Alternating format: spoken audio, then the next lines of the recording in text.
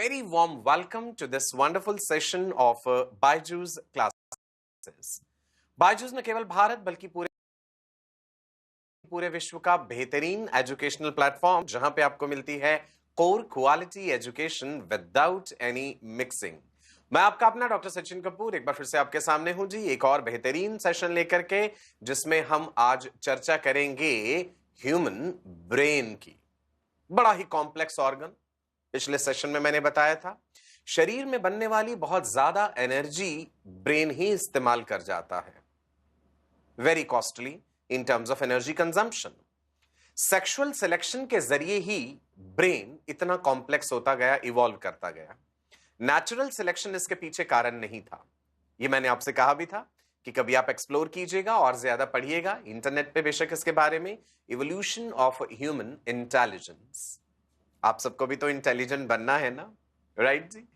Not only intelligent बनना है बल्कि हमें तो वर्ल्ड फेमस डॉक्टर बनना है। बनना है तो बस बनना है भाई, नो इफ नो बट, बस हमारा मकसद, दैट्स व्हाट वी वांट। एकदम क्लैरिटी ऑफ थॉट होनी चाहिए, फोकस्ड रहना है, डिसिप्लिन रहना है, रेगुलरिटी बनाए रखनी है, सभी सेशंस अटेंड करने हैं, सभी टीचर्स के सभी सब्जेक्ट्स इक्वली इंपॉर्टेंट हैं, whether it is physics, whether it is chemistry, whether it is biology. You have to be disciplined, dedicated for all the subjects. चलिए, कागज कलम तैयार है, कॉपी पेन तैयार है आपके पास, तो आज के इस सेशन का आगाज करते हैं जी। एक बार थोड़ा सा रिकैप ले लेंगे कि भाई पिछले सेशन में ब्रेन के बारे में हमने क्या क्या बातें पढ़ी थी। ब्रेन जिसे हम एनसेफेलॉन भी कहते हैं, 1200 to 1400 जो है ग्राम्स में इसका वेट है, वजन जो है 1200 से 1400 gram. Larger brain does not mean an intelligent brain. Male brain is slightly heavier than female brain, but it has no relationship with intelligence. Brain जितना बड़ा होगा, जानवर में मसल मास उतना ज्यादा होगा। Men are comparatively more muscular as compare to women. अगर हम इन जनरल जानवरों में भी बात करें तो भाई एलिफेंट का ब्रेन साइज में बहुत बड़ा है, व्हेल का ब्रेन साइज में बहुत बड़ा है, but that does not mean that the animal is more intelligent अगर ब्रेन साइज में ज्यादा बड़ा होगा तो। ठीक है जी। Brain cannot store oxygen and nutrients, ये बात भी बताई थी। Brain requires constant supply of oxygen and nutrients. जब एक फीटस मदर के यूट्रस में डेवलप होता है, मैंने आपको ब्रेन डेवलपमेंट भी बताया था। Nervous system is the first system to develop and respiratory system is the last to develop. Cerebral blood flow 750 ml per minute के करीब होता है। लगातार ब्रेन को ऑक्सीजन न्यूट्रिशन चाहिए होता है, वो इन चीजों को स्टोर करके नहीं रख सकता। ब्रेन और स्पाइनल कॉर्ड वेल प्रोटेक्टेड होते हैं। Cranium protects your brain and vertebral column protects your spinal cord. Cerebrospinal fluid का भी जिक्र किया था पिछले सेशन में, जिसे कोरॉइड प्लेक्सस बनाता है। ब्रेन में और स्पाइनल कॉर्ड में यानी सेंट्रल नर्वस सिस्टम में लिम्फ नहीं होता। लिम्फ की जगह पे जो फ्लूइड प्रेजेंट होता है that is cerebrospinal fluid. 80 to 150 ml इसका वॉल्यूम है, लगातार बनता रहता है, लगातार रीअब्सॉर्ब होता है। जब एम्ब्रियो डेवलप हो रहा है, लगभग 3-4 हफ्ते का एम्ब्रियो है, तो आपको याद होगा मैंने प्राइमरी ब्रेन वेसिकल्स बताए थे, प्रोसेंसेफेलॉन, मीजेंसेफेलॉन, रोम्बेनसेफेलॉन। याद है मैंने कहा था ना, लिख लिख के याद करने तब याद होगा। सो प्रोसेंसेफेलॉन ही फोर ब्रेन है जी, मीजेंसेफेलॉन मिड ब्रेन है, रोम्बेनसेफेलॉन हाइंड ब्रेन है। जैसे जैसे डेवलपमेंट प्रोसीड करती है, फिर ये वेसिकल्स का नंबर बढ़ता है। जैसे जो फोर ब्रेन है, फोर ब्रेन में 2 सेरिब्रल हेमिस्फीयर्स उसका हिस्सा है, याद है जी, right cerebral hemisphere, left cerebral hemisphere. अच्छा चलो बताओ, right and left cerebral hemispheres को जो आपस में जोड़ने वाले बंडल्स ऑफ माइलिनेटेड एक्सॉन्स हैं, उन्हें क्या कहते हैं? My question is, bundles of myelinated axons which connect the 2 cerebral hemispheres. Yes, you got it right, corpus callosum. Corpus callosum को हार्ड बॉडी भी कहते हैं। Corpus callosum tells one side of the brain what the other side is doing. Mammals का feature है corpus callosum, और mammals में, prototherians में यानी एग लेइंग मैमल्स में कॉर्पस कैलोसम नहीं होता, और मार्सुपियल्स में ये पुअरली डेवलप्ड है। रिवाइज भी कर रहे हैं साथ साथ, देख लो भाई, revision is the key to have a better memory. मैंने कहा था ना, यादाश्त बढ़ाने का, मजबूत करने का तरीका क्या है? चीजों को रिवाइज करना, रिलेट करके रिवाइज करना। है ना, बेहतर याद होंगी। लिख लिख के रिवाइज करना, मेरी अपनी आदत यही रही है थ्रू आउट माई एकेडमिक्स, मैं हमेशा चीजों को लिख करके याद करता था, राइट। चले जी, फोर ब्रेन में क्या क्या चीजें इंक्लूडेड हैं, ऑल माई राजा बेटा एंड रानी बेटियां। फोर ब्रेन का हिस्सा है सेरिब्रम, सेरिब्रम का दूसरा नाम टीलेंसिफेलॉन।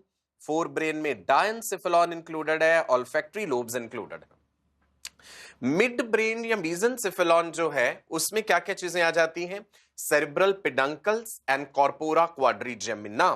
आज हम जिक्र करेंगे इन सेरिब्रल पिडंकल्स, जिन्हें क्रूरा सेरिब्राई भी कहते हैं, एंड और ये कॉर्पोरा क्वाड्रिजेमिना का ऑप्टिक लोब्स जो हैं, मैमल्स में ऑप्टिक लोब्स कैसे हैं, नॉन मैमल्स में कैसे हैं, तो ये वाली चीजें हमने आज अपने सेशन में पढ़नी है। पिछले सेशन में सेरिब्रम के बारे में डिटेल्स हमने पढ़ ली थी, right and left cerebral hemisphere. Cerebrum में मैंने ये भी बताया था outer cortex region, inner medulla region. Cortex में मैंने बताया था ऐसे इनफोल्डिंग्स बने होते हैं जो गायराई एंड सल्काई, आपको याद होगा, है ना।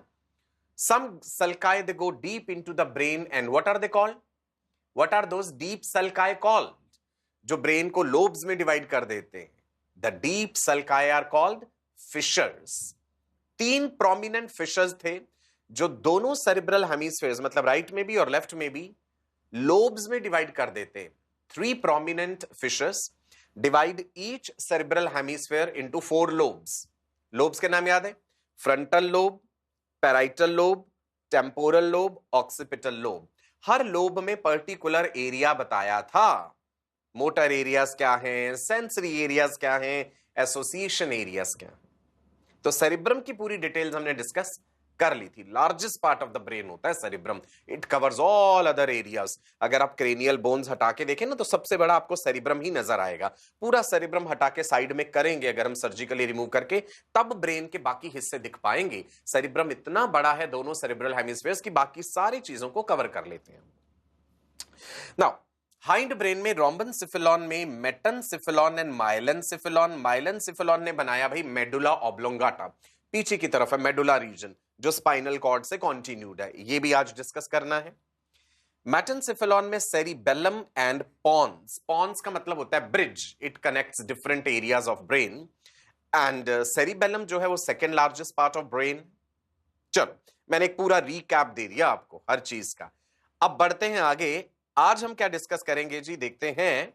सी पार्ट्स ऑफ द ब्रेन में फोर ब्रेन जो है, फोर ब्रेन के तीन चीजें जो हमने मुख्य रूप से डिस्कस करनी है, that is cerebrum, the largest part of the brain which we have already discussed. Gyri और सल्काई लेवल करूं यहां पे, व्हाइट मैटर, ग्रे मैटर, ये भी तो बताया था मैंने, गायराई एंड सल्काई ये रहे। I told you that gyri are the elevations, sulci are the depressions. Gyri and sulci increase the overall surface area for accommodating more and more neurons.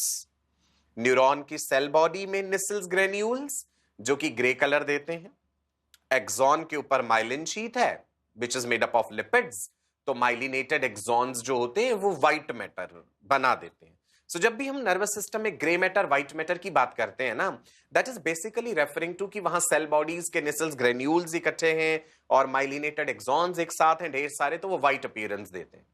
Clear है ना ये चीज? तो चलो फोर ब्रेन में next चीज जो डिस्कस करने वाली है ऑल माई राजा बेटा एंड रानी बेटियां, दैट इज डायंसेफेलॉन। अच्छा, डायंसेफेलॉन को ना आप एक रूम की तरह इमेजिन कर लो, जैसे जिस कमरे में आप बैठे हो मान लो वो डायंसेफेलॉन है, तो उस रूम की एक छत है, उस रूम की दीवारें हैं, उस रूम की फ्लोर है, सब कुछ है, राइट। जो उसकी रूफ है that is called as epithalamus. जो दीवारें हैं उस रूम की डायंसेफेलॉन की, दे आर थैलामाई, और जो फ्लोर है, जो जमीन है मान लो जिस पे आप बैठे हैं, दैट इज कॉल्ड हाइपोथैलेमस। तो डायंसेफेलॉन से रिलेटेड जो बातें हमने पढ़नी है, एपिथैलेमस, थैलामाई एंड हाइपोथैलेमस। हाइपोथैलेमस से आप फेमिलियर हैं, ऑलरेडी भी आपने सुना है कि भाई हाइपोथैलेमस के साथ पिट्यूटरी ग्लैंड अटैच्ड होती है, जिसे पहले मास्टर एंडोक्राइन ग्लैंड कहते थे। डायंसेफेलॉन की कैविटी को, जैसे मैंने कहा कि वो रूम है तो रूम की कैविटी होगी, the cavity of diencephalon is called diocoel. seal referring to cavity, diocele or it is also called third ventricle. आपको याद है लास्ट सेशन में वेंट्रिकल्स बताए थे, मैंने कहा था फ्लूइड फिल्ड कैविटीज हैं ब्रेन में which are called ventricles. Right cerebral hemisphere में right lateral ventricle, left cerebral hemisphere में लेफ्ट लेटरल वेंट्रिकल. पैरासील भी कह देते हैं उनको. जो लेटरल वेंट्रिकल्स है ना, मैं लिख देता हूं यहां पे, ठीक है जी. Right lateral ventricle of the right cerebral hemisphere and left lateral ventricle of the left cerebral hemisphere. तो हम लेटरल वेंट्रिकल्स कह देते हैं. So these are also called paracoel. Ventricles को पैरासील भी बोल देते हैं, लेटरल वेंट्रिकल्स को. सो दो पैरासील हो गए, इधर वाला पैरासील, इधर वाला पैरासील, और एक डायोसील हो गया, डायनसेफेलॉन की कैविटी. बताए थे ना, right and left lateral ventricles they are connected to third ventricle. Third ventricle ही यही डायोसील है. इसमें भी सेरिब्रोस्पाइनल फ्लूइड भरा, राइट जी. फोरामेन ऑफ मॉनरो के थ्रू ये कनेक्टेड होते हैं. फिर थर्ड वेंट्रिकल जो है that is connected to fourth ventricle, याद है, by aqueduct of Sylvius. Cerebral aqueduct भी जिसे कहते हैं, ये बात भी बताई थी आपको मैंने. So diocoel is the third ventricle, it is the cavity of diencephalon, and यहां पे भी सेरिब्रोस्पाइनल फ्लूइड है. सीएसएफ का काम है ब्रेन को, स्पाइनल कॉर्ड को ऑक्सीजन न्यूट्रिशन देना, मेटाबॉलिक वेस्ट कलेक्ट करना, शॉक एब्जॉर्बर का काम करना, बॉयंसी देना, राइट, न्यूरो हार्मोन्स का सर्कुलेशन करना, कांस्टेंट इंट्राक्रेनियल प्रेशर बना के रखना. ये सारे काम सेरिब्रोस्पाइनल फ्लूइड करता है. लगातार बन रहा है, लगातार रीएब्जॉर्ब हो रहा है. ठीक है, चलो डायनसेफेलॉन पढ़ने हमने अभी डिटेल में. और ऑल्फैक्टरी लोब्स, ये हैं फोर ब्रेन के पार्ट, प्रोसेंसेफेलॉन के पार्ट.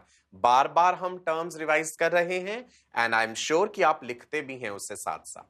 सो फोर ब्रेन और द प्रोसेंसेफेलॉन, जिसमें तीन चीजें, cerebrum we have already discussed in detail, number 2 diencephalon जो भी डिस्कस करेंगे, एंड नंबर 3 जो फोर ब्रेन में इंक्लूडेड है that is olfactory lobes.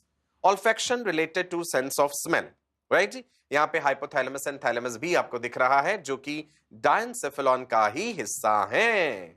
Now एक और बात बताना चाहूंगा, जो सेरिब्रम हमने पढ़ा है ना पिछली बार, सेरिब्रम के कुछ और सर्टन सिलेक्टेड एरियाज हैं जो मिलकर के एक सिस्टम बनाते हैं, that is called limbic system. कुछ हिस्सा सेरिब्रम का, कुछ ब्रेन के और हिस्सों का मिलकर के लिम्बिक सिस्टम बनता है. ध्यान दीजिएगा क्या है ये limbic system. Inner parts of cerebral hemispheres and a group of associated structures, amygdala, hippocampus. So ध्यान रखना है, amygdala, hippocampus ये भी ब्रेन के एरियाज हैं. वो सेरिब्रम के कुछ सिलेक्टेड एरियाज के साथ मिलकर के एक सिस्टम बना रहे हैं that is called limbic system.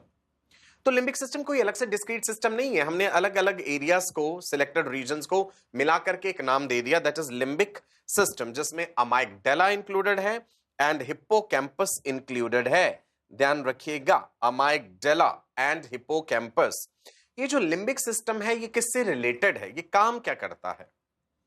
Regulation of sexual behaviour. किसी भी स्पीशीज का अपना पर्टिकुलर तरह का सेक्सुअल बिहेवियर है. Expression of emotional reactions, excitement, pleasure, गुस्सा, डर, मोटिवेशन, ये सब चीजें रेगुलेट कर रहा है लिम्बिक सिस्टम. सो ध्यान रखना ये फंक्शंस जो हैं लिम्बिक सिस्टम के, ये इंपॉर्टेंट है. स्ट्रक्चरल डिटेल्स में आपको बहुत ज्यादा नहीं जाना है.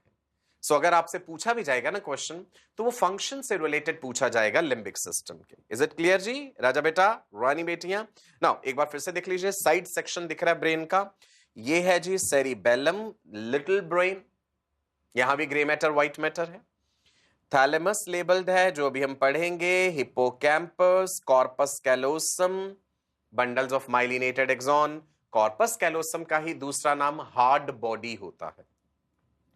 सेरिब्रल कॉर्टेक्स, सेरिब्रम का ऊपरी हिस्सा सेरिब्रल कॉर्टेक्स, डीप वाला हिस्सा सेरिब्रल मेडुला. अच्छा, मैंने ये भी बताया था कि ब्रेन में और स्पाइनल कॉर्ड में व्हाइट मैटर और ग्रे मैटर का अरेंजमेंट उल्टा होता है.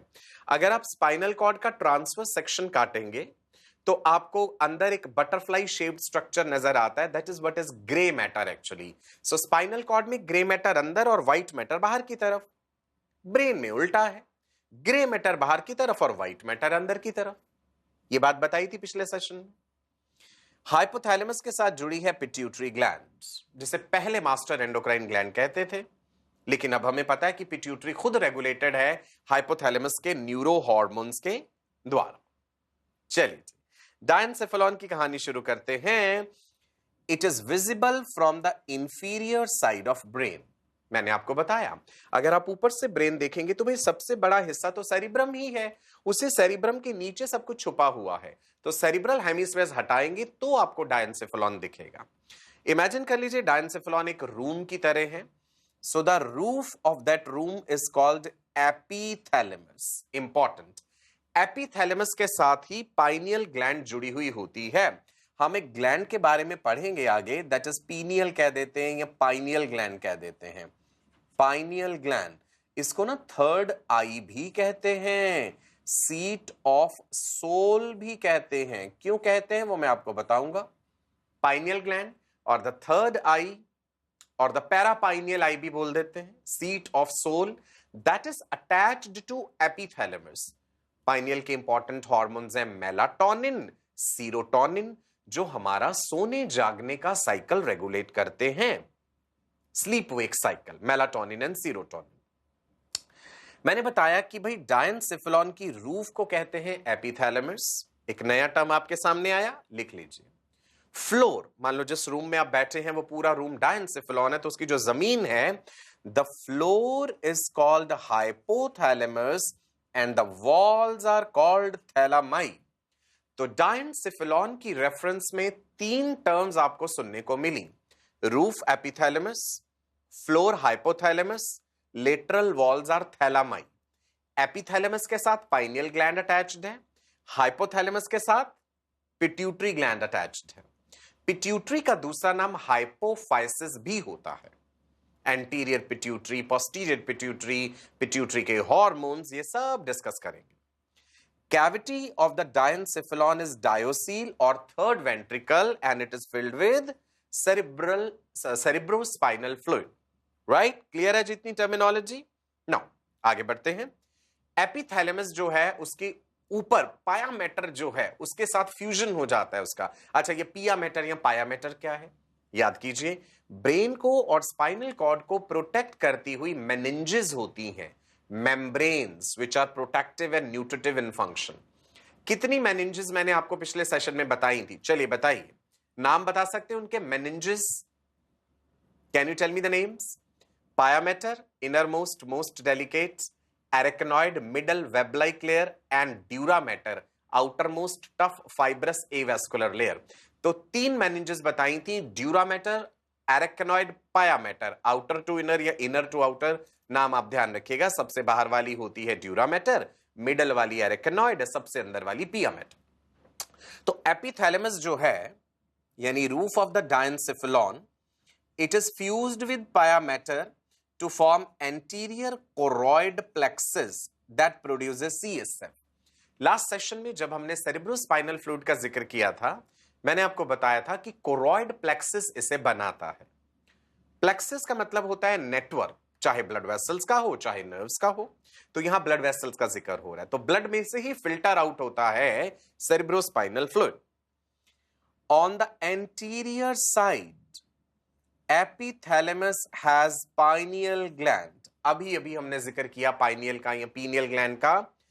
पाइनियल का दूसरा नाम epiphysis, third eye, biological clock, seat of soul, ये सभी नाम पाइनियल ग्लैंड के हैं।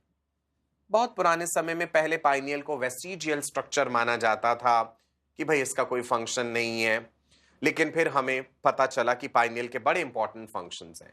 लोअर एनिमल्स में pineal gland is situated in the centre of the forehead, particularly reptiles जैसे स्फिनोडॉन, मैंने रेप्टिलिया पढ़ाते समय ये बात बताई भी थी। वहां पे pineal can directly perceive light, photo reception कर सकती है। ह्यूमंस में ऐसा नहीं है। In the course of evolution, pineal has lost this ability of direct photoreception। हमारे केस में पाइनियल ग्लैंड को दिन है या रात है, रोशनी है या नहीं है, ये आंखों के जरिए पता चलता है। लाइट जो है आईज परसीव करती हैं और पाइनियल को बताती हैं। सो अकॉर्डिंगली पाइनियल ग्लैंड अपने हार्मोन्स बनाती है, डार्क फेस में मेलाटोनिन है, लाइट फेस में सीरोटोनिन ज्यादा है, जो स्लीप वेक साइकिल रेगुलेट करते हैं। इसीलिए पाइनियल को बायोलॉजिकल क्लॉक कहा जाता है। बायोलॉजिकल क्लॉक का मतलब होता है एनी सेल और टिश्यू, एक सिंगल सेल भी बायोलॉजिकल क्लॉक हो सकता है, एनी सेल और tissue which shows a rhythm in its activity, वो जो भी कार्य कर रहा है उसमें एक रिदम शो करे कि भाई रात के समय ज्यादा, दिन में कम, या दिन में ज्यादा रात में कम, तो हम उसे बायोलॉजिकल क्लॉक कह देते हैं। ठीक है जी। सीट ऑफ सोल, ऐसा माना जाता है कि भाई यहां आत्मा विराजमान है हमारी। जैसे हमारे ऋषि मुनि कहते हैं ना कि भाई आप मेडिटेट कीजिए, मेडिटेशन जब आप करेंगे यहां पे फोकस कीजिए तो जो पाइनियल ग्लैंड है आप उसे एक्टिवेट रखते हैं, ऐसा मानते हैं। ठीक है जी।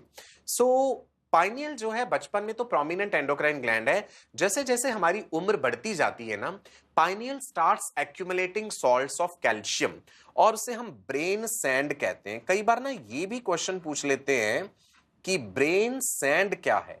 Salts of calcium which are present in the pineal gland. जब मैं नेक्स्ट चैप्टर में केमिकल कंट्रोल एंड कोऑर्डिनेशन वाला जो चैप्टर है ना, एंडोक्राइन सिस्टम हार्मोन्स वाला, वो जब आपको पढ़ाऊंगा ना तो उसमें पाइनियल ग्लैंड का फिर से जिक्र करेंगे डिटेल में। फिलहाल हम पढ़ रहे हैं फोर ब्रेन का डायंसेफेलॉन। जिस रूम में आप बैठे हैं वो डायंसेफेलॉन है, उसकी रूफ एपिथैलेमस है जिसके साथ ये पाइनियल ग्लैंड अटैच्ड है, जिसको biological clock, third eye, seat of the soul, ये सब इसी के नाम है। और ये हार्मोन्स कौन से बना रही है? It produces two important hormones, melatonin, serotonin. Melatonin is more during scotophase or the dark phase. जब अंधेरा है, जब आंखें लाइट परसीव नहीं कर रही, तो पाइनियल ज्यादा अमाउंट में मेलाटोनिन बनाती है, राइट? जब दिन का समय है, जब रोशनी है, फोटोफेस है, तो पाइनियल ज्यादा सीरोटोनिन बनाती है। तो मेलाटोनिन सीरोटोनिन का लेवल वेरी करता है रोशनी के हिसाब से, दिन या रात के हिसाब से।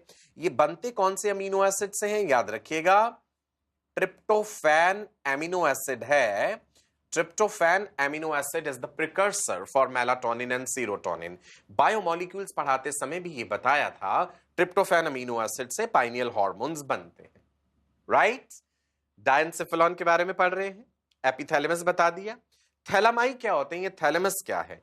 थैलेमाई are the relay centre, coordinating centre. Thalamus is the major coordinating center or the relay center for sensory and motor signaling. Relay करना, किसी इंफॉर्मेशन को एक जगह से आई और उसे आगे पास ऑन करना है।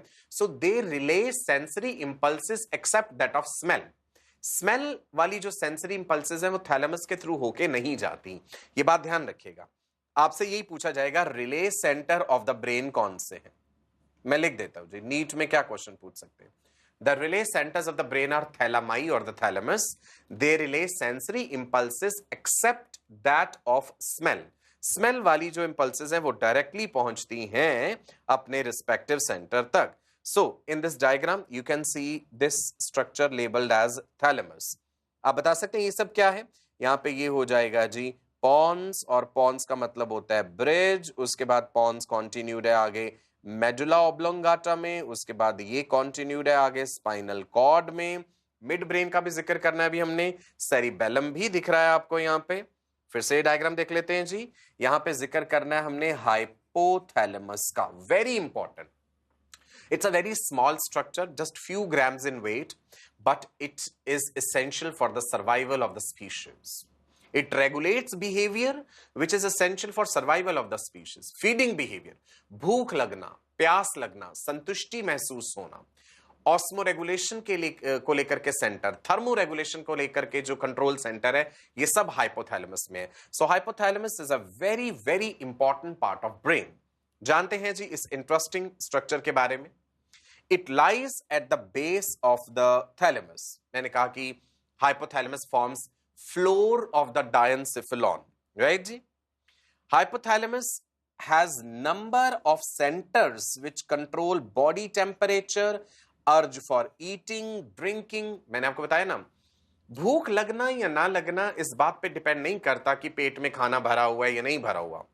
अगर ऐसा होता कि पेट भरा हुआ और कभी भूख ही नहीं लगेगी तो सर्जरी करके पेट में आप पत्थर भर दीजिए, फिर तो कभी जिंदगी भर भूख ही नहीं लगेगी क्योंकि पेट भरा हुआ है. No, it is something else which regulates your feeding behaviour. कोई मैसेज आता है ब्रेन के किसी सेंटर से जो आपको ये कहता है हाँ जी अब खाना खाइए, भूख लगी है. और फिर मैसेज आता है कि बस अब खाना बंद करो, संतुष्टि हो गई है, सेटिस्फेक्शन हो गई है। तो वो जो hunger centre, thirst centre, satiety centre मतलब सेटिस्फेक्शन सेंटर, वो हाइपोथैलेमस में है।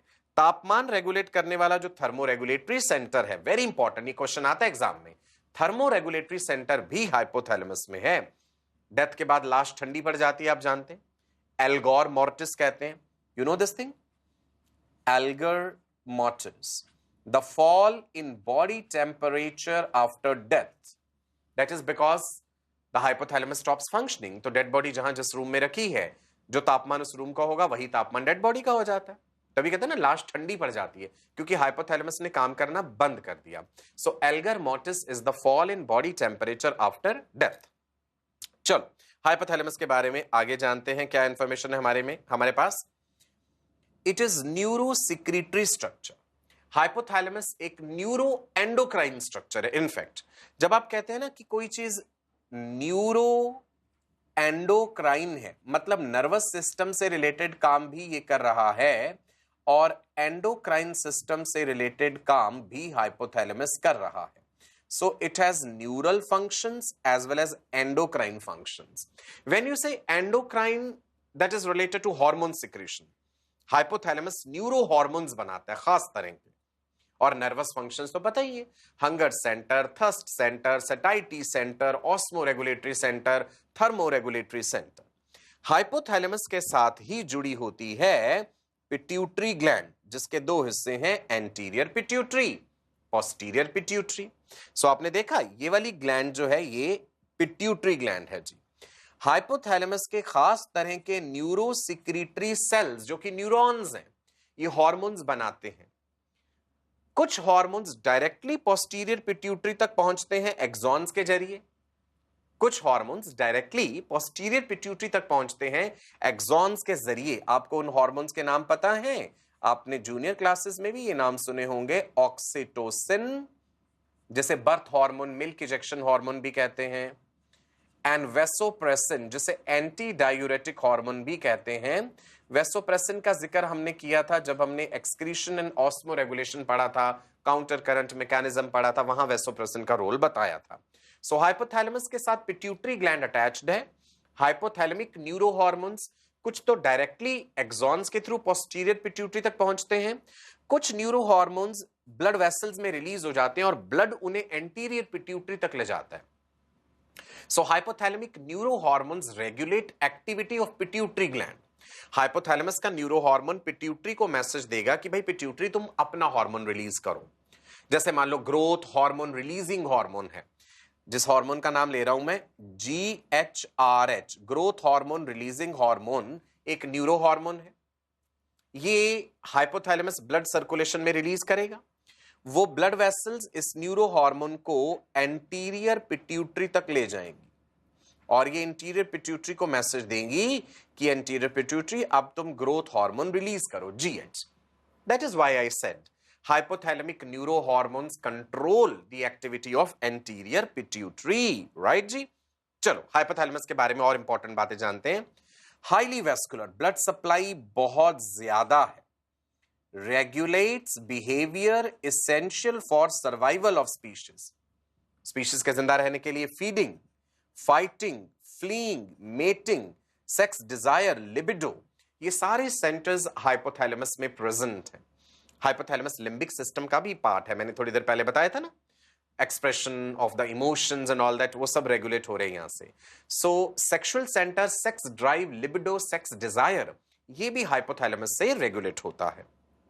इट हैज हंगर सेंटर, मतलब भूख लगना, प्यास लगना, संतुष्टि महसूस होना, सेटिस्फैक्शन यानी satisfaction centre, thirst centre, osmo regulatory centre, ये सभी हाइपोथैलेमस में ही लोकेटेड हैं।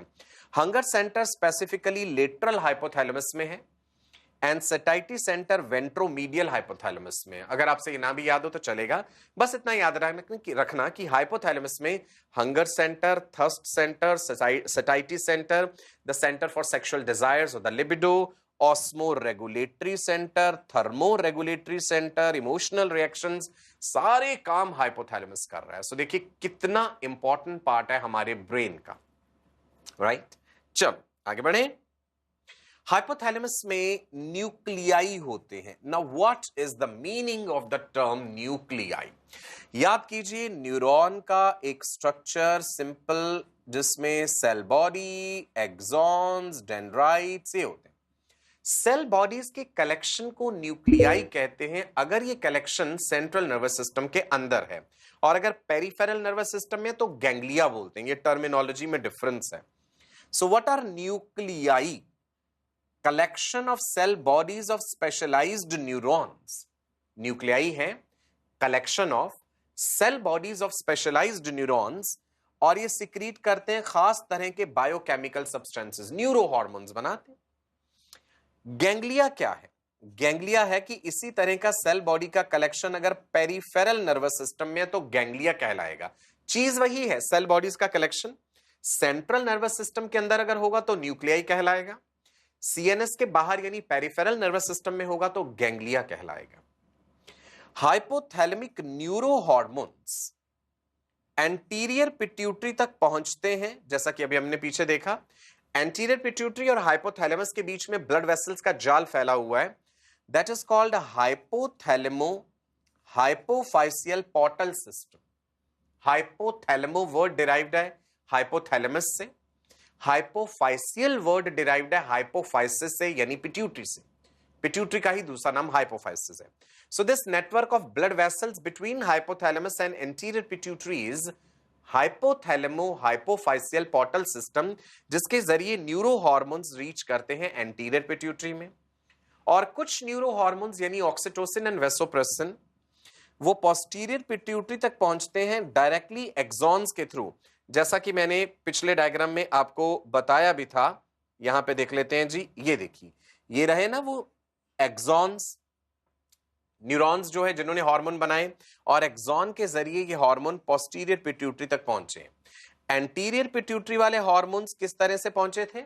Bye those blood vessels, right जी। हाइपोथैलेमो हाइपोफाइसियल पोर्टल सिस्टम जो हमने पढ़ा। ओके जी, is it clear? Neuro hormones regulate the activity of pituitary gland. So diencephalon का जिक्र हमने करा, मैं एक बार फिर से बता दूं।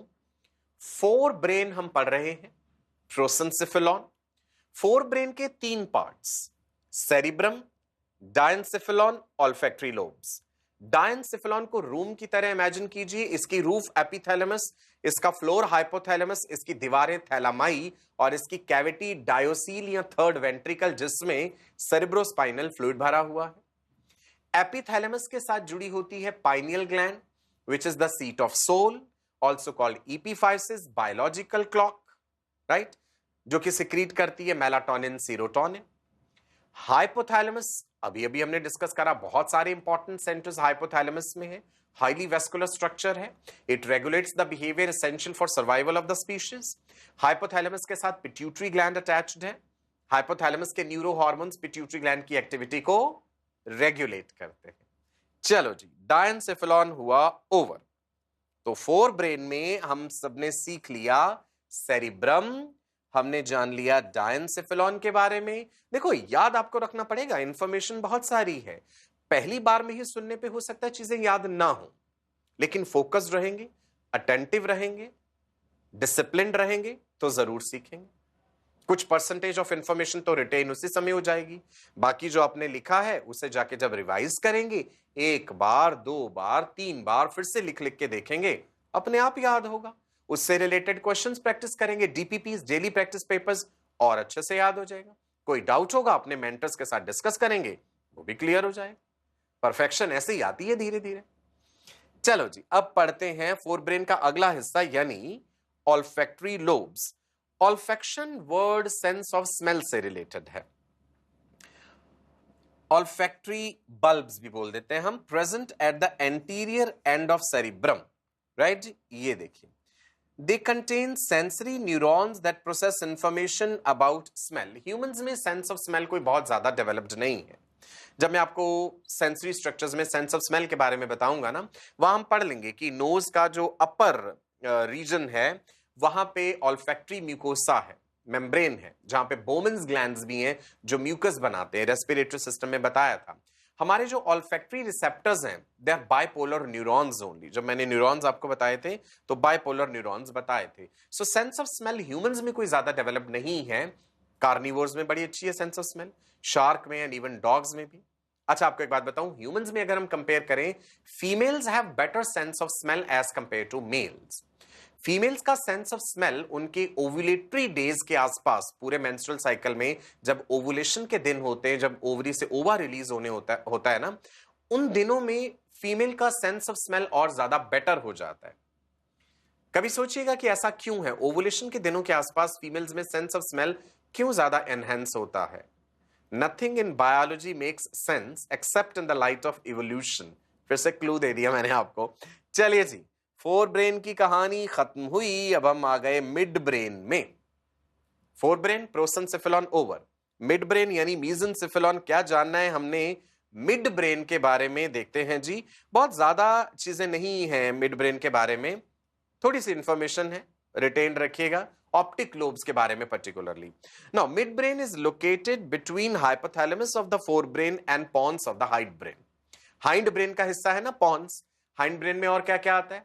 मेडुला है, सेरिबेलम है एंड पॉन्स है। तो पॉन्स और हाइपोथैलेमस के बीच का एरिया मिड ब्रेन कहलाता है जी। Right, can you see? Thalamus, hypothalamus, pons दिख रहा है जी आपको इस डायग्राम में? ग्रेट, ये रहा जी हमारा मिड ब्रेन। एक छोटा सा स्टॉक जैसा हिस्सा आपको दिख रहा है भाई, सबसे बड़ा तो सेरिब्रम ही है, right and left cerebral hemispheres. वो दोनों आप हटाएंगे तो नीचे एक स्टॉक जैसी चीज नजर आएगी। ब्रेन स्टेम का भी अभी हम जिक्र करेंगे।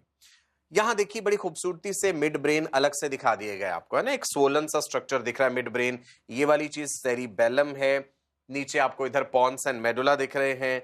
मिड ब्रेन जो है, इसका डॉर्सल पोर्शन जो है that consist of 4 round swellings called corpora quadrigemina. Can you see these swollen structures? ये और ये और ये 4 स्वेलिंग्स जो हैं they are called corpora quadrigemina, या फिर ऑप्टिक लोब्स भी बोल देते हैं। Can you see the corpora quadrigemina of the mid brain? Labelled है यहां पे। Now when you say corpora quadrigemina or the optic lobes, let's compare the optic lobes in case of non-mammals with mammals.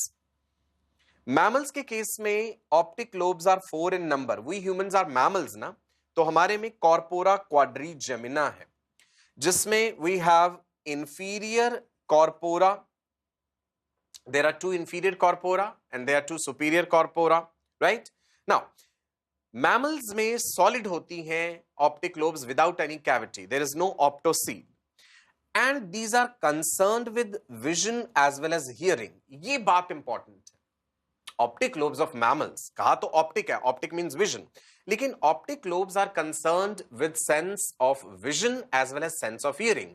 Superior colliculi और inferior कॉलिक्युलाई होते हैं ना, basically ये क्या control कर रहे हैं? Reflexes, the reflexes coming from iris and eyelids and the reflexes coming from the cavity of the middle ear. All in all जो आपको मोटी मोटी बात याद रखनी है वो सुनिएगा ध्यान से। मैमल्स में 4 हैं optic lobes, corpora quadrigemina. Non mammals में 2 हैं, तो कॉर्पोरा बाइजेमिना कह देते हैं वहां पे। हमारे में जो 4 हैं, there are 2 superior colliculi and there are 2 inferior colliculi. Superior colliculi control reflexes from iris and eyelids, यानी विजुअल रिफ्लेक्सेस, जैसे पलक झपकने का रिफ्लेक्स है ना, प्यूपिल के बड़े छोटे होने का रिफ्लेक्स है, आइरिस और आईलिड्स का जो रिफ्लेक्स है ये सुपीरियर कॉलिक्युलाई कंट्रोल कर रहे हैं। टिम्पैनिक मेम्ब्रेन का जो रिफ्लेक्स है, मान लो जैसे जोर से धमाका हो, बॉम्ब ब्लास्ट हो, तो हम एकदम से ऐसे घबरा जाते हैं ना, हमारे हाथ हमारे कानों की तरफ जाते हैं टिम्पैनिक मेम्ब्रेन को प्रोटेक्ट करने के लिए। ये भी एक रिफ्लेक्स सेक्शन है, अभी आगे रिफ्लेक्सेस के बारे में पढ़ेंगे। तो इंफीरियर कॉर्पोरा जो हैं they control reflexes from the cavity of middle ear, tympanic cavity से, ऑडिटरी रिफ्लेक्सेस। ये डिफरेंसेस हैं जी, राइट। चलिए, मिड ब्रेन में भी न्यूक्लियाई भी हैं और ट्रैक्ट भी हैं। When you say nuclei, that means collection of cell bodies. Tract word का मतलब क्या होता है कि जो एक्सॉन्स हैं न्यूरॉन्स के, उनके कंप्लीट बंडल्स जो बन जाते हैं सेंट्रल नर्वस सिस्टम में, एक्सॉन्स के बंडल्स को ट्रैक्ट्स कहते हैं। ठीक है जी। Anterior part of the midbrain contains paired bundles of axons known as cerebral peduncles. ये रहे peduncles, राइट जी? सेरिब्रल पिडंकल्स, दो चीजें थी ना मिड ब्रेन में, cerebral peduncles and corpora quadrigemina. Cerebral peduncles consists of axons which conduct nerve impulses from motor areas in cerebral cortex to spinal cord, pons and medulla. So basically आप मोटी मोटी बात जो है याद रख लीजिए, cerebral peduncles में axons है जो कि इंफॉर्मेशन कंडक्ट कर रहे हैं, नर्व इंपल्सेस कंडक्ट कर रहे हैं motor areas of the cerebrum से स्पाइनल कॉर्ड की तरफ और पॉन्स की तरफ एंड मेडुला की तरफ. चलिए, पोस्टीरियर पार्ट जो है मिड ब्रेन का, दैट इज कॉल्ड टेक्टम. ये टर्मिनोलॉजी याद रख लीजिएगा. Two superior elevations are known as superior colliculi. अभी अभी जिक्र किया मैंने सुपीरियर कॉलिक्यूलाई का. ये रहा सुपीरियर कॉलिक्यूलाई. कॉम्प्लेक्स लग रहे हैं डायग्राम, टर्मिनोलॉजी भी कॉम्प्लेक्स लग रही होगी. भाई अगर न्यूरोसर्जन बनना है आपने आगे जाकर के, तो जड़ें अभी से मजबूत करनी है ना. आगे जाके ह्यूमन फिजियोलॉजी, एनाटॉमी पढ़नी है, तो टर्मिनोलॉजी से तो फेमिलियर होना पड़ेगा भाई. Superior colliculi they serve reflex centres for visual reflexes.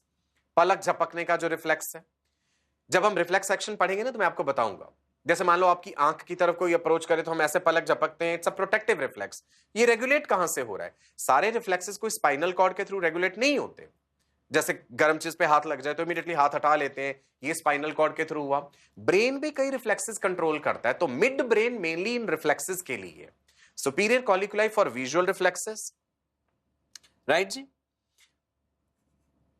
These are also the responsible reflexes that govern movement of the head, eyes and trunk in response to visual stimulus. तो ये visual reflexes हो गए.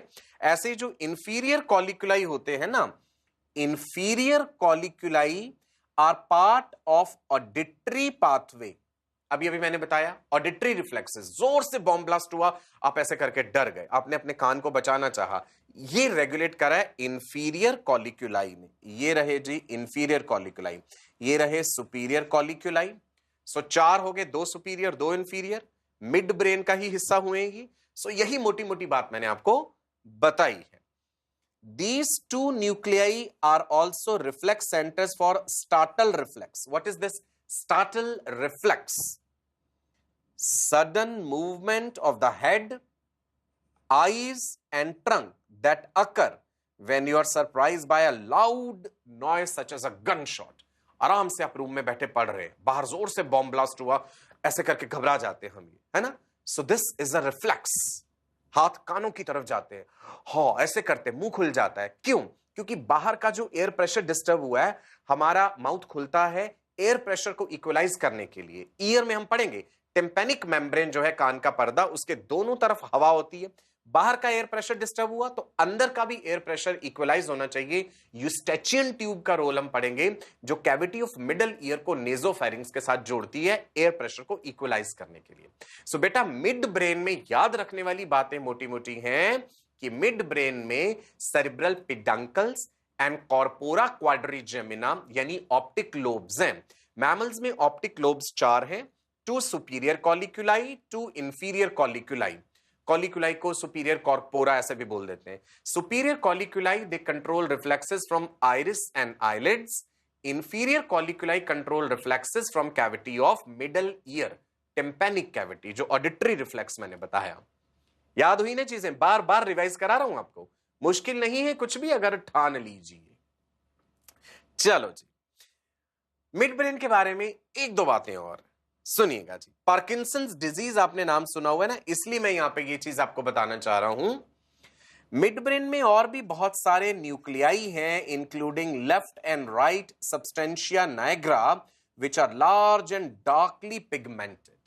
Mid brain के खास nuclei का नाम है substantia Niagara. यहां के न्यूरॉन्स डोपामीन रिलीज कर रहे हैं. Dopamine, very very important neurotransmitter, which is helping to control the subconscious muscle activities. Loss of these neurons is associated with Parkinson's disease. हम पढ़ेंगे Parkinson's disease के बारे में. Just remember, midbrain में substantia nigra, dopamine and Parkinson's disease. How they are related? वो हम discuss करेंगे जब हम आगे नर्वस सिस्टम के डिसऑर्डर्स के बारे में पढ़ेंगे. मिड ब्रेन के जो बाकी न्यूक्लियाई हैं, they are associated with 2 pairs of cranial nerves. Cranial nerves कितनी थी? 12 pairs. Olfactory, optic, oculomotor, trochlear, trigeminal, abducens, facial, auditory, glossopharyngeal, vagus, spinal accessory, hypoglossal. 1 से लेकर के 12 क्रेनियल नर्व्स के नाम मैंने बता दिए. कुछ क्रेनियल नर्व सेंसरी हैं, कुछ मोटर हैं, कुछ मिक्स्ड हैं. क्रेनियल नर्व्स को क्रेनियल नर्व्स क्यों कहते हैं? क्योंकि वो मिड ब्रेन के साथ जुड़ी हैं. तो मिड ब्रेन के साथ कौन सी क्रेनियल नर्व्स जुड़ी हैं? जिक्र वही होने जा रहा है यहां पे. Other nuclei in the mid brain are associated with 2 pairs of the cranial nerves, यानी oculomotor cranial nerve number 3 and trochlear यानी क्रेनियल नर्व नंबर 4.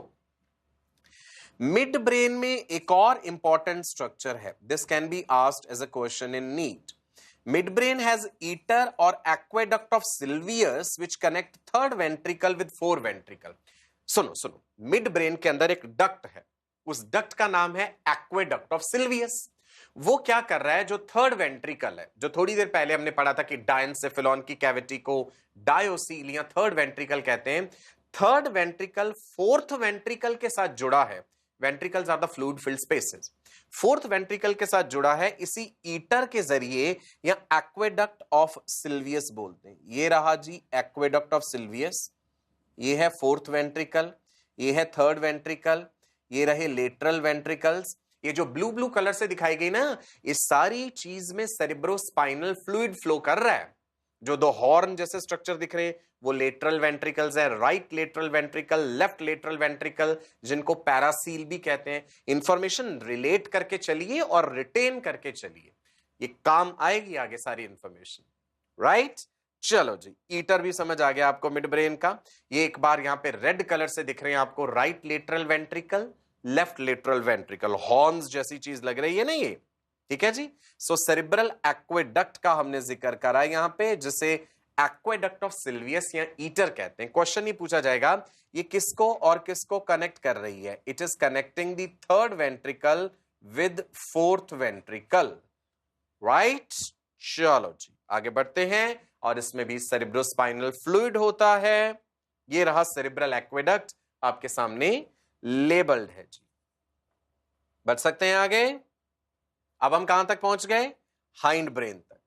देखो कितना कॉम्प्लेक्स स्ट्रक्चर है ब्रेन, कितनी टर्मिनोलॉजी है, कितना कुछ याद रखने वाला है.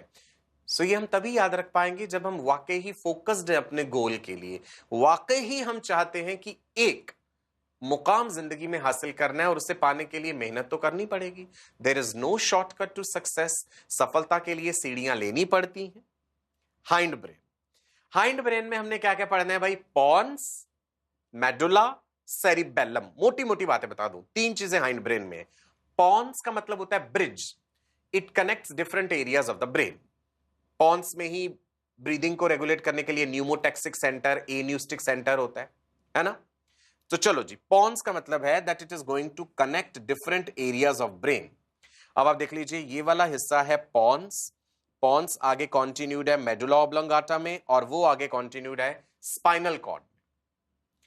Pons has aneustic area and pneumotaxic area for regulating respiration. अगर आपको याद हो, breathing and gas exchange chapter में हमने रेगुलेशन वाला पार्ट जब पढ़ा था, तो मैंने बताया था मेडुला में मेडुलरी रिदमिसिटी एरिया है which maintains basic rhythm of respiration. इसके अलावा पॉन्स में pneumotaxic area and apneustic area है. राइट जी. इसके अलावा क्या है जी? Pons has nuclei associated with following 4 pairs of cranial nerves. Cranial nerves क्या हैं? जो ब्रेन के साथ जुड़ी हैं. तो भाई ब्रेन के कौन से हिस्से के साथ कौन सी क्रेनियल नर्व जुड़ी है, यही बता रहा हूं. Trigeminal cranial nerve number 5, abducens number 6, facial number 7, vestibulocochlear nerve 8th cranial nerve. ये इंपॉर्टेंट है. वेस्टिब्यूलोकॉक्लियर नर्व को ही ऑडिटरी नर्व कहते हैं. सो पॉन्स मतलब bridge, it connects different areas of brain. Pons has anoustic area and pneumotaxic area for regulating breathing. Certain cranial nerves are attached with pons. ऐसे भी याद रख सकते हैं, जैसे मिड ब्रेन में भी cranial nerves बताई थी, ऐसे यहां भी हैं cranial nerves. ठीक है जी, आगे बढ़े. Cerebellum. The second largest part of the brain is cerebellum and it is also called little brain. Important. ये क्वेश्चन हमसे पूछ सकते हैं, which part of the brain is called little brain. छोटा दिमाग कौन सा है? It is cerebellum. पीछे की तरफ है. cerebellum में दो cerebellar hemispheres हैं. जैसे सेरिब्रम में दो सेरिब्रल हेमिस्फेयर्स है ना, यहां सेरिबेलर हेमिस्फेयर्स है. It is highly developed in humans for maintaining equilibrium and erect posture. देखिए, हम बाइपीडल लोकोमोशन, हम दो टांगों पे खड़े हैं, हम खड़े खड़े ऐसे गिर क्यों नहीं जाते? क्योंकि हमारे मसल्स, हमारे जॉइंट्स, हमारी आईज लगातार सेरिबेलम को इंफॉर्मेशन भेज रहे हैं. तो हमारा बैलेंस एंड इक्विलिब्रियम बना के रखता है सेरिबेलम. इंपॉर्टेंट. इसमें दो सेरिबेलर हेमिस्फेयर्स हैं and there is a middle worm-like portion. That middle worm-like portion is called vermis. Important है. दो cerebellar hemisphere है. Right cerebellar hemisphere. Do not get confused between cerebral and cerebellar.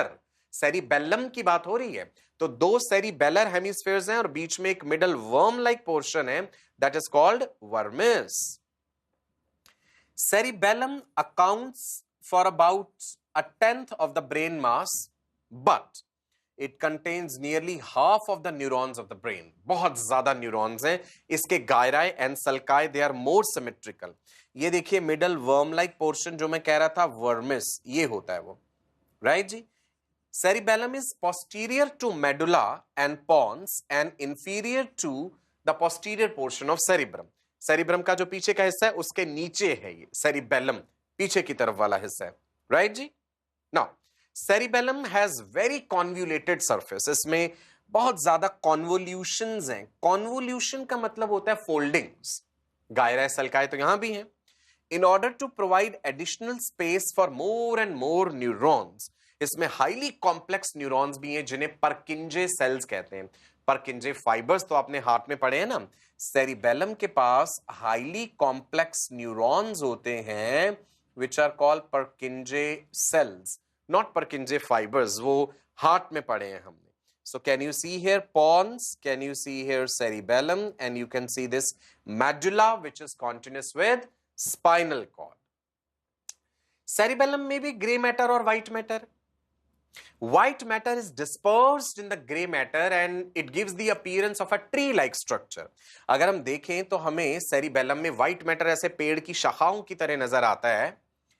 White matter is arranged in the form of patches, giving appearance of a tree-like structure called arbor vitae or the tree of life. Important. They can ask you, where is the tree of life present? Where is arbor vitae present? Cerebellum. Gyri and sulci are more symmetrical. It has Purkinje cells, जैसा कि मैंने अभी थोड़ी देर पहले बताया, which are highly complex neurons. Right जी. Tree of life में, arbor vitae में white matter, grey matter, neuroglial cells हैं. न्यूरोग्लियल सेल्स तो हैं ही हमारे नर्वस सिस्टम में. ठीक है जी. सेरिबेलम के फंक्शंस मोटा मोटा मैंने बताया कि भाई बैलेंस एंड इक्विलिब्रियम रेगुलेट कर रहे हैं.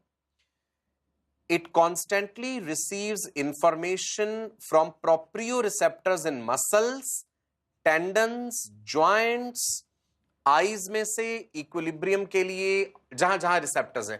देखो, हम ऐसे सीधे खड़े हैं, हम यूं गिर क्यों नहीं जाते? क्योंकि लगातार शरीर में अलग अलग जगहों से मैसेज पहुंच रहा है सेरिबेलम तक कि बैलेंस डिस्टर्ब होने वाला है. तो सेरिबेलम उस बैलेंस को मेंटेन करता है. आंखें भी बैलेंस बनाने के लिए बहुत जरूरी हैं. आंखें बंद करके आप बहुत ज्यादा देर नहीं चल पाएंगे, हमें लगेगा हम गिर ना जाएं कहीं. दैट मींस विजुअल इंपल्सेस भी बैलेंस बनाने में रोल प्ले करती हैं. दो कान है हमारे, दोनों चाहिए आपका बैलेंस एंड इक्विलिब्रियम के लिए. ईयर का in fact primary function he maintenance of balance होता है. हियरिंग जो है वो सेकेंडरी फंक्शन है. ईयर का जब स्ट्रक्चर पढ़ेंगे तो उसमें समझ आएगी आपको ये बात. Cerebellum regulates rapid movements like running, typing. It maintains balance and equilibrium. Muscles की टोन बना के रखता है. अल्कोहल जब इंसान लेता है तो हम कहते हैं ना चाल लड़खड़ाने लगती है, बैलेंस बिगड़ता है. Alcohol affects the cerebellum, so the balance gets disturbed. That's why the person is not able to stand properly or walk properly. Now the last part comes, that is medulla oblongata, conical posterior most part जो कि spinal cord से continue है.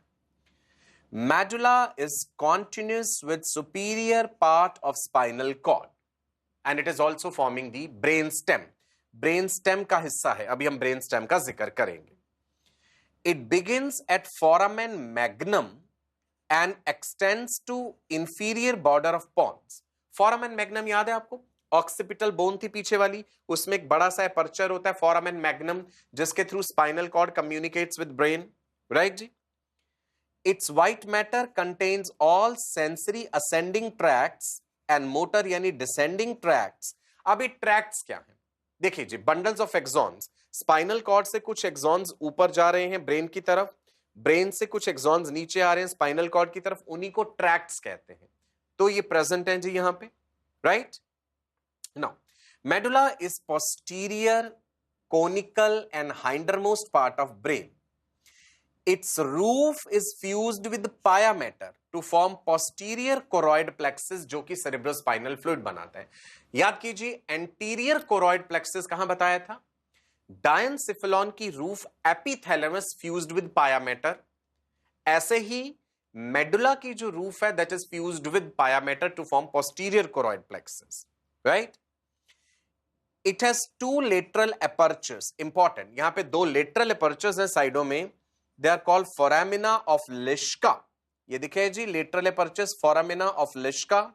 And there is one median aperture called foramen of Megendie. ये medulla के apertures का जिक्र हो रहा है. This is important. Please लिख के याद कीजिएगा. Foramina of Lischka and foramen of Megendie medulla में है. ये apertures क्या करते हैं? They are permitting the exit of the cerebrospinal fluid.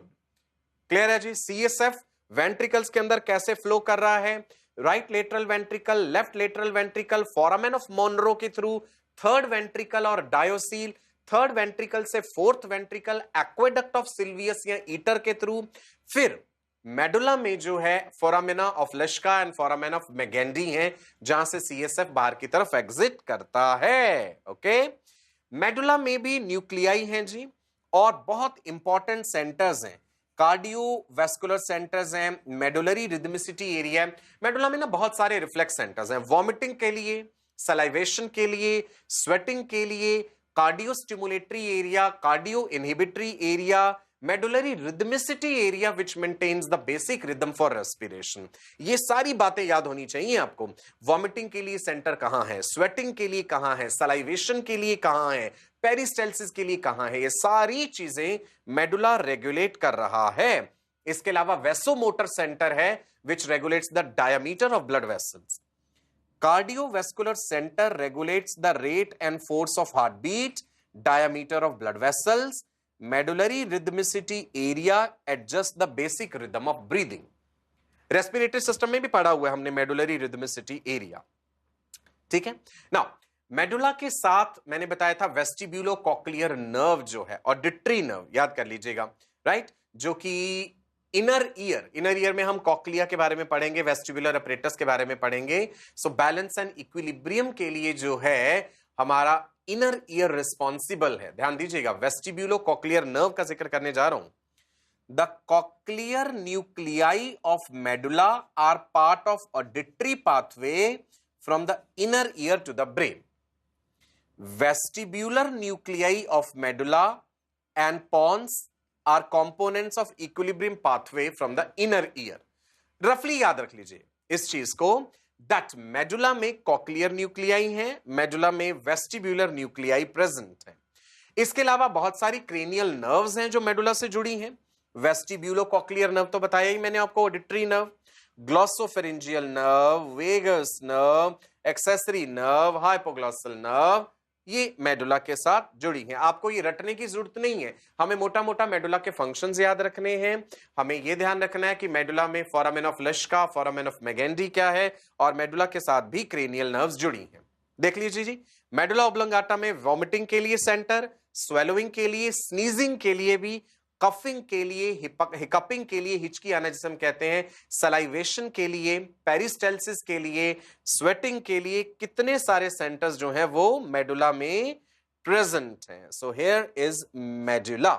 याद रहेंगे ना सारे सेंटेंस जो मैंने बताए हैं, sweating, salivation, peristalsis, vomiting, cardiostimulatory area, cardio inhibitory area, vasomotor centre for regulating diameter of blood vessel, sneezing, coughing, hiccupping, सब मेडुला करवा रहा है। राइट जी, क्लियर है। अब ये ब्रेन स्टेम क्या है, सुन लो जल्दी से।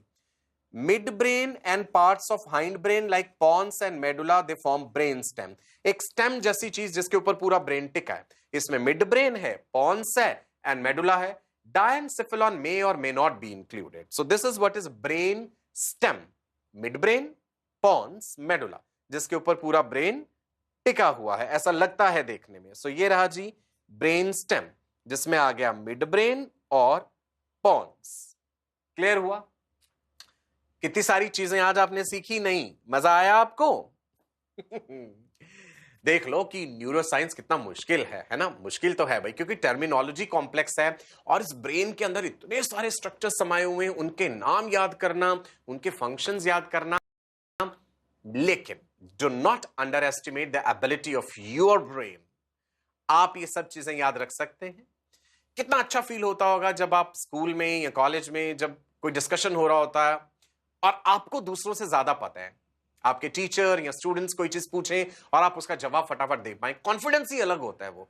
यही कॉन्फिडेंस हमें डेवलप करना है अपने इन सेशंस में, राइट? जो भी रनिंग नोट्स आपने बनाए हैं इन्हें आप रिवाइज जरूर कीजिएगा, ये आप मुझे प्रॉमिस करिए।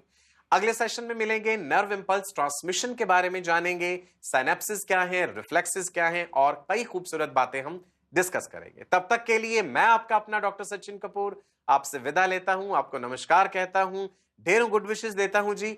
God bless you all, wish you all a very very bright and prosperous future. पढ़ते रहिए, खुश रहिए, spread love, peace and positivity. Bye bye.